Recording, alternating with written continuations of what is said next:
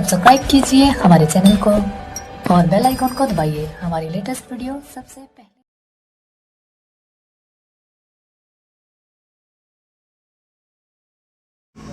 Good morning all of you. मैं धर्मेंद्र कुमार सिंह। आज मैं आपको कुछ खेल जैसे आप जानते हैं, खेल खेलते हैं तो खेल का नियम होता है, उसकी रूलिंग होती है। रूलिंग जानने के बाद ही हम खेल खेल सकते हैं। इसके लिए पहले आपको मैं जो कुछ बताऊंगा, आपको पहले मैं रूल बताऊंगा, उसके सारे रूल के नियम बताऊंगा। इसके बाद आपको सारी चीजें खेलना है या फिर सीखना है। सीखने के बाद आपको उस चीज को अप्लाई करना है। तो एज लाइक गेम मैं ये नहीं कहता हूँ कि गणित को गणित की तरह ट्रीट करो ना, इसको एक खेल की तरह ट्रीट करो। मैं आज आपको बताऊंगा कि इसको हम कैसे एज अ खेल की तरह ट्रीट करते हैं। तो खेल में हम पहले क्या जानते हैं, उसके रूलिंग जानते हैं। तो चलो पहले रूलिंग के बारे में जान लेते हैं। रूलिंग जैसे हम क्रिकेट क्या है, क्रिकेट में क्या होता है ना, फुटबॉल में क्या होता है, तो इसके बारे में जैसे जानते हैं वैसे हम आज आपको कक्षा 11 में सेट के बारे में बताएंगे। सेट क्या है, समुच्चय या कुलक। तो समुच्चय से क्या अर्थ है या कुलक से क्या अर्थ है, हम पहले इसके बारे में जानेंगे, तब आपको मैं इसके बारे में और इंट्रोड्यूस करूंगा। इसके लिए हम पहले जानेंगे समुच्चय क्या है। समुच्चय सबसे पहले आपको गणित के इस नाम के अर्थ को जानने का प्रयास करेंगे। अब गणित का इस नाम से क्या अर्थ है, जैसे कुलक, कुल का मतलब क्या होता है आप बहुत पहले भी जानते रहेंगे। लोग पूछते हैं किस कुल के हो, वंश के हो, वंशावली, आपकी वंशावली क्या है, आप किस वंशज के हो। तो ये बहुत पहले का ये नाम है, लेकिन ऐसा नहीं है कि हम लोग इसके बारे में जानते थे। हाँ, लेकिन अब उसके बारे में जानते हैं। तो कुल का मतलब होता है वंश। अगर कुलक का पूरा नाम जाने तो वंशावली। फिर वंशज का अर्थ जिस कुल में जन्म लिया है उस गुण को हम रखते हैं या नहीं रखते हैं। अगर रखते हैं तो उस वंशज के हैं, अगर नहीं रखते हैं तो उस वंशज के नहीं। यही हमारा समुच्चय भी कहता है। समुच्चय का अर्थ होता है समधनुच्चय। समधनुच्चय का मतलब होता है ऐसा अवयव एक जैसा जो गुण रखता है। ठीक, हाँ, इसके शोधकर्ता जैसे हमको पहले इसके बारे में नहीं पता था, हम कहते जरूर थे स्कूल में इस वंशज के, लेकिन हमको इसके बारे में पता ही नहीं।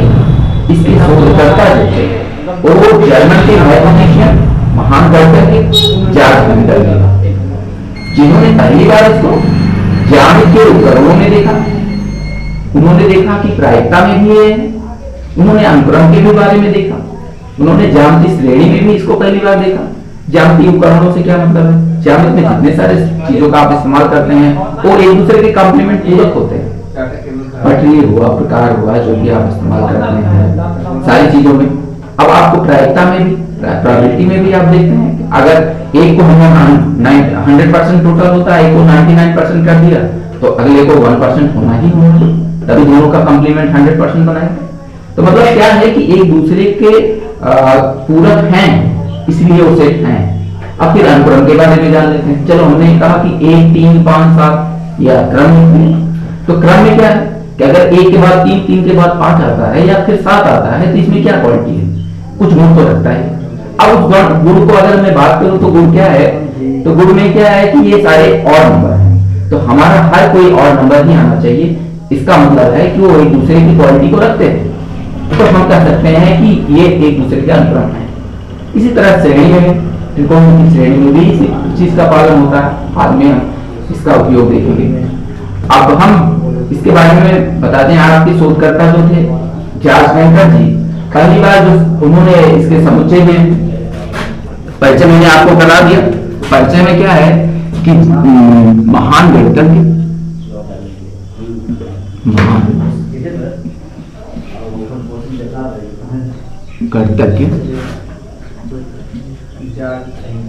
जार्ज कैंटर जी, जर्मन के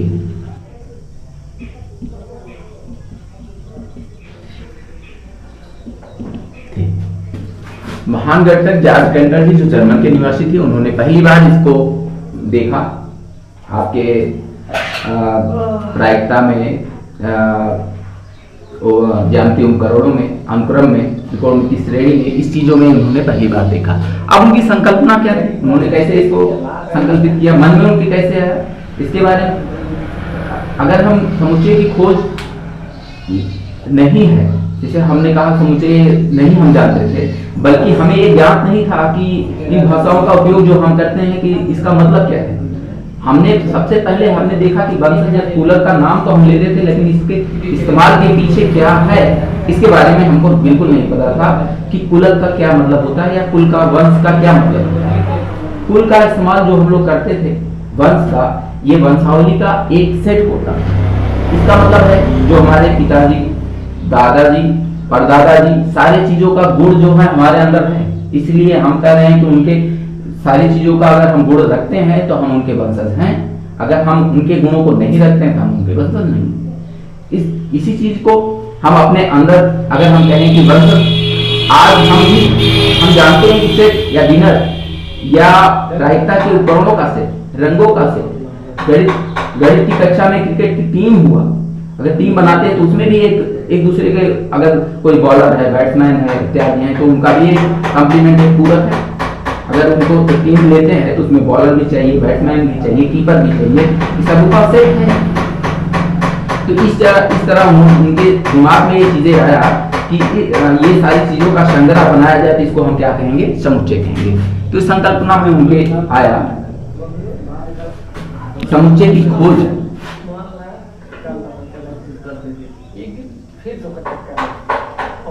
समुच्चय की खोज के पीछे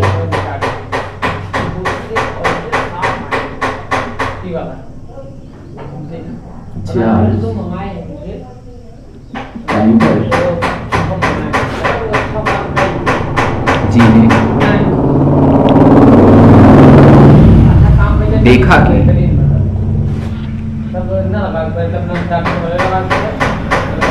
जो हम ज्यामितीय उपकरणों में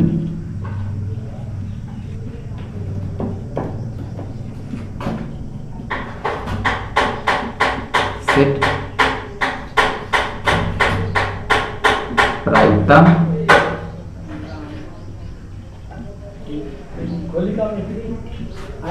अनुक्रम में और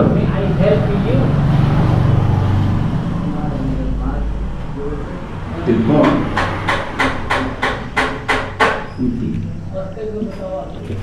श्रेणी में, त्रिकोणमिति श्रेणी में भी इसका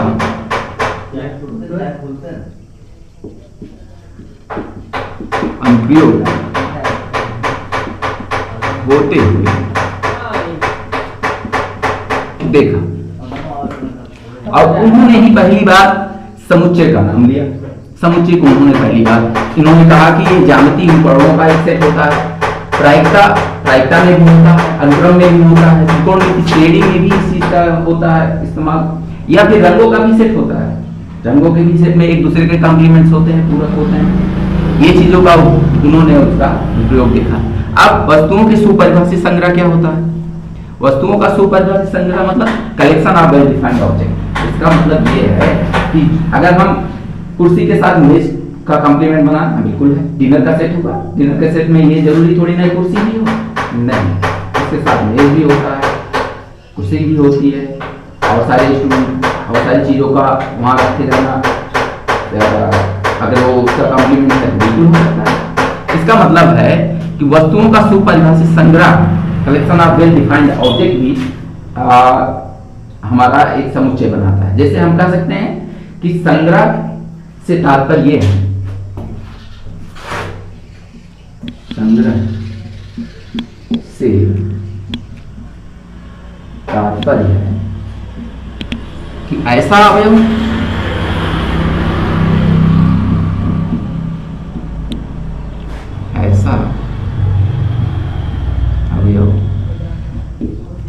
या पदार्थ जो एक विशेष गुण को गुण को रखते हैं। ये होते हैं कि संग्रह में से तात्पर्य यह है कि ऐसा अवयव या पदार्थ जो एक विशेष गुण को रखते हैं।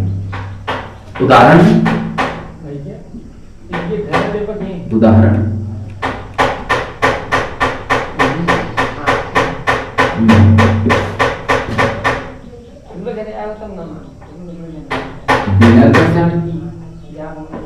डिनर सेट हो गया, टी शर्ट हो गया,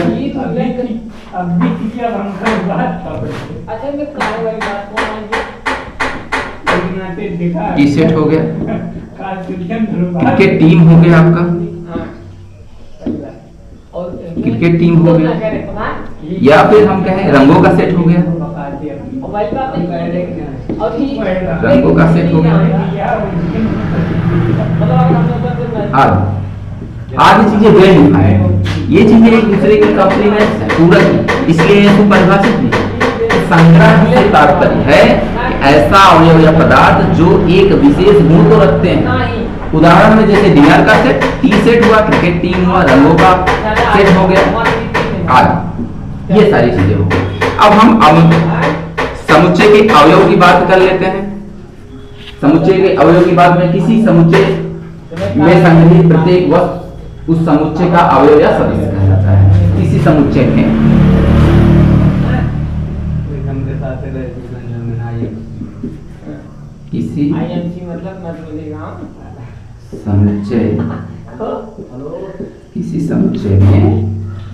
किसी समुच्चय में संग्रहित प्रत्येक वस्तु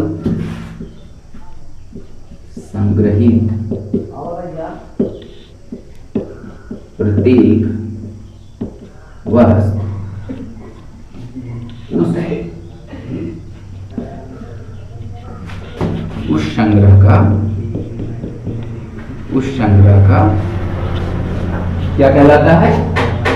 अवयव या सदस्य। अवयव या सदस्य ये सारी चीजें हो गई।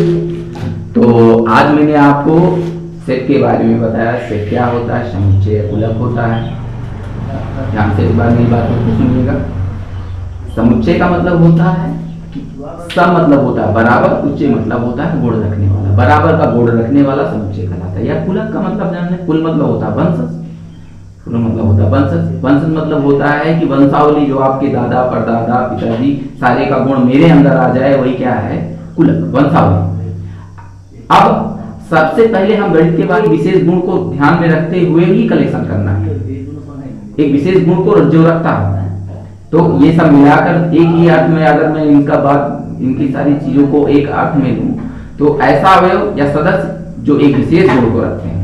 फिर इसके बाद परिचय मैंने कराया कि समुच्चय के जो सूत्रपात थे, वो शोधकर्ता, वो महान गणितज्ञ ज्ञात पेंटर थे, जिन्होंने पहली बार ज्यामितीय उपकरणों या प्रायिकता में अनुक्रम श्रेणी में आज में गणित के इन भागों में इसका प्रयोग देखा।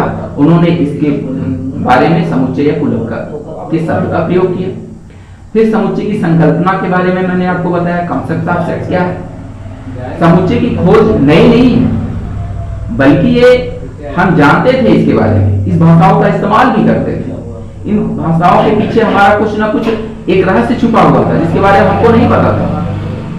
कुलक या समुच्चय उसी का एक नया शब्द है, जिसको जॉर्ज पेंटर, जो जर्मन के एक महान मैथमेटिशियन थे, उन्होंने पहली बार इसका इस्तेमाल किया।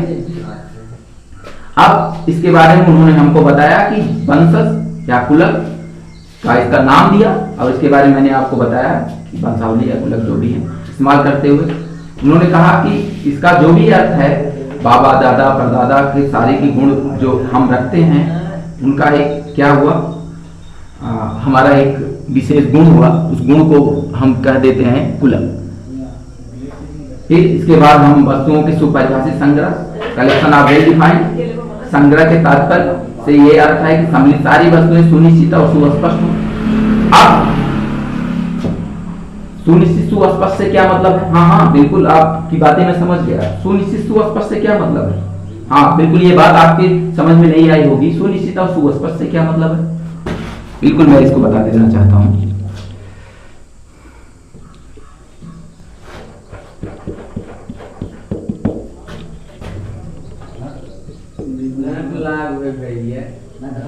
बल प्रयोग दिन गए वस्तुओं का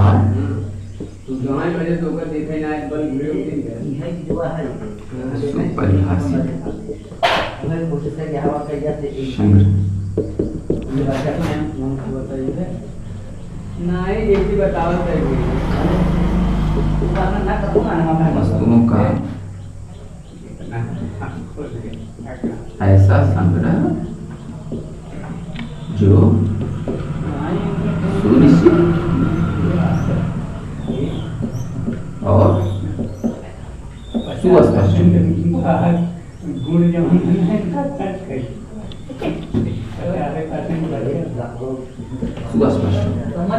सुस्पष्ट सुनिश्चित और सुस्पष्ट का मतलब मैं बता दूं। हाँ, ये बहुत जरूरी है कि सुनिश्चित और सुस्पष्ट का मतलब क्या है।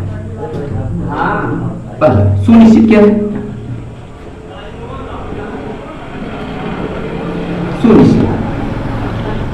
सुनिश्चित से सीधा सीधा आता है कि निश्चितता उनके अंदर होनी चाहिए कि हम उसके क्वालिटी को फॉलो करते हैं कि नहीं करते हैं। जैसे हाँ, यहाँ पे जितने लोग बैठे हैं, क्या वो मैथमेटिशियन के स्टूडेंट आएंगे? नहीं। अब इसमें कोई बायो का स्टूडेंट आ गया तो क्या वो मेरी बात को समझेगा? नहीं, बिल्कुल नहीं समझेगा। समझेगा? नहीं जी, नहीं समझेगा। हम भी जान रहे हैं। क्यों? क्योंकि वो मैथ का गुण नहीं रखता है। मैथ की चीजों को कॉन्सेप्ट नहीं उसके क्लियर होगा, और मैथ का चीज उसके कॉन्सेप्ट को क्लियर नहीं होगा तो फिर वो मैथ का स्टूडेंट है ही नहीं। मैथ का उसके अगर क्वालिटी का गुण नहीं है। इसका मतलब है सुनिश्चितता से ये तात्पर्य है कि हमको ये परिभाषित करना है कि जो भी अवयव है उस क्वालिटी को रखते हैं या नहीं रखते हैं। मतलब ऐसा अवयव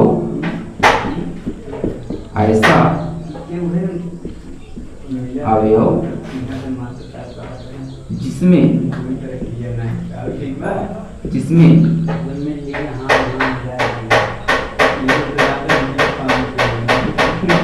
निश्चितता हो अर्थात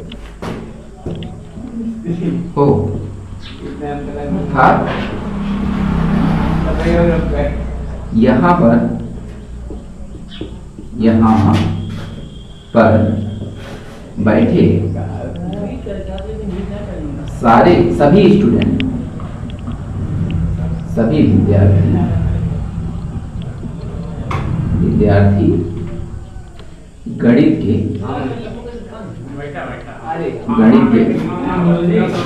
छात्र हैं। गणित के छात्र हैं। हाँ बिल्कुल, अगर ये गणित के छात्र हैं तब तो निश्चित हो जाता है कि यहाँ पे गणित ही पढ़ाया जा रहा है। हाँ, ऐसा अवयव जिसमें निश्चितता हो, अर्थात यहाँ पर बैठे सारे विद्यार्थी गणित के छात्र हैं। तो ये निश्चित हो गया। या फिर मैं कहूँ, या दूसरा उदाहरण मैं दूं कि हमारे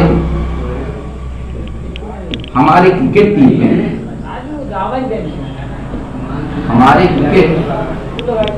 टीम में सभी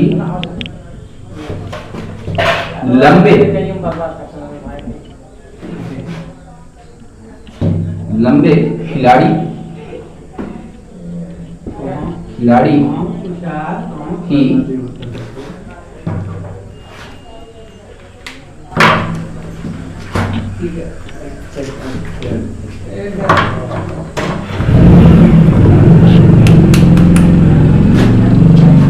शामिल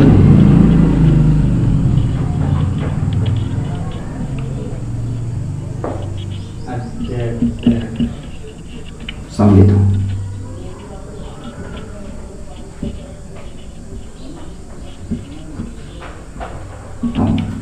अब सभी लंबे खिलाड़ी सम्मिलित हो, इसका मतलब ये निश्चित नहीं है। क्यों? किस? अब भाई लंबा कौन है? हम भी लंबे हैं, आप भी लंबे हैं। वो कहेंगे मैं भी लंबा हूँ, वो बड़े वाला छोटू कहेगा मैं भी लंबा हूँ। इसमें निश्चितता कहाँ है? लंबे। अरे हर कोई कहता है कि मैं सुंदर हूँ, कौन कहता है कि मैं सुंदर नहीं हूँ? बताओ। सही बात ये ना कि कोई कहता है मैं सुंदर नहीं हूँ, हर कोई कहता है मैं सुंदर हूँ। कोई कहता है मैं क्रूड हूं? नहीं, कोई नहीं कहता है। इसका मतलब है उसकी एक निश्चितता होनी चाहिए कि इसका मतलब है कि क्रिकेट टीम में लंबे तो हों, लेकिन कितने लंबे हों? 1.5 मीटर, 1.5 फीट, जितने भी 1.5 फीट के जितने भी छात्र हैं सारे लंबे। मैं कह दूं कि इसमें क्या हो, थोड़ा सा मैं इसमें लंबे की एक क्वालिटी निर्धारित कर दूं कि सभी क्या हो जाए 1.5 फीट। हाँ, लंबे खिलाड़ी समझो। अब बस ये निश्चित हो गया, नहीं निश्चित हो गया, बिल्कुल निश्चित हो गया, निश्चित सुनिश्चित हो गया ना। निश्चितता तो ये है कि सारे लंबे खिलाड़ियों, हाँ लंबे खिलाड़ी का एक तात्पर्य हो गया। लेकिन जब मैंने एक क्वालिटी को निश्चित कर दिया कि 1.5 फीट वाले जो लंबे हो वही हमारे टीम में सम्मिलित हो गया, ये बातें हो गई। अब दूसरा हम यहाँ पे बोले क्या, दूसरी बात मैंने क्या कहा था आपको, सुस्पष्ट। चलो सुस्पष्ट के बारे में आपको बता दूं। सुस्पष्ट क्या है? सुस्पष्ट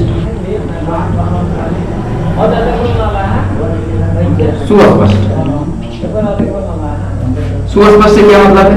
हाँ, स्पष्टता देखो यहाँ पे भी वहां निश्चितता थी, यहाँ स्पष्टता है। मतलब कि अब मैं आपको बता दूं, यहाँ मैं उपस्थिति ले रहा हूँ। सोनू नाम के 2 विद्यार्थी, मैंने कहा सोनू, अटेंडेंस में बोल रहा हूँ कि सोनू, अब तो सोनू में कंफ्यूज हो जाएंगे कि कौन सा सोनू को बुला रहे हैं सर, कंफ्यूजन है ना, अस्पष्टता है नहीं है ना। अब मैं अपना नाम लिखूं सोनू 1 और सोनू 2। सोनू 1 कहेंगे कि ये मेरा नाम है, सोनू 1 मैंने कहा, फर्स्ट का है, सोनू सेकंड को कहा है, तो सोनू फर्स्ट मैंने कह दिया तो सोनू फर्स्ट खड़े हो जाएंगे। और सोनू को अगर मैं सेकंड कर दूं तो सेकंड वाला ही खड़ा हो जाएगा। है नाम एक जैसा, अस्पष्टता नहीं है, लेकिन भाई ने उसी में निर्धारित कर दिया सोनू 1 और सोनू 2। हाँ, ये अस्पष्टता वाली बात हो गई कि मतलब चाहे जितने वाले हों उनका नाम सिमिलर नहीं होना चाहिए। राम राम राम राम के नाम कई बार नहीं होना चाहिए। हाँ, मैं वहीं पे स्पष्ट कर दूं, राम 1, राम 2, राम 3, राम 4, चाहे 100 या 1000 टाइम्स हो, उनका नाम के पीछे मैं एक डिफिनेशन दे दूं, स्पष्टता कर दूं, 1 2 3 4 5 स्पष्ट हो जाएगा। इसका मतलब है कि संग्रह में सम्मिलित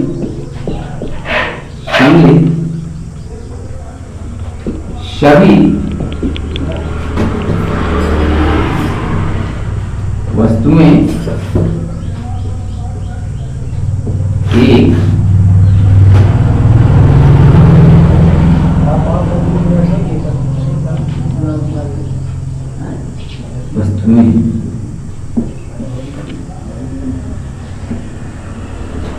दो से अधिक नहीं होनी चाहिए।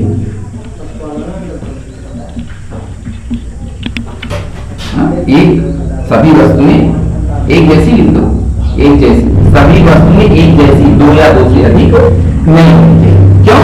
क्योंकि अस्पष्टता हमारी हो जाएगी। हम बात अस्पष्टता की ही कर रहे हैं। अगर अस्पष्ट है तभी हम उसका संग्रह कर सकते हैं। अस्पष्टता अगर खत्म हो जाती है तो वहां से संग्रह करना हमारे लिए कठिन हो जाता है, हम उसका संग्रह नहीं कर सकते। अब बात यहाँ आया कि सेट को हम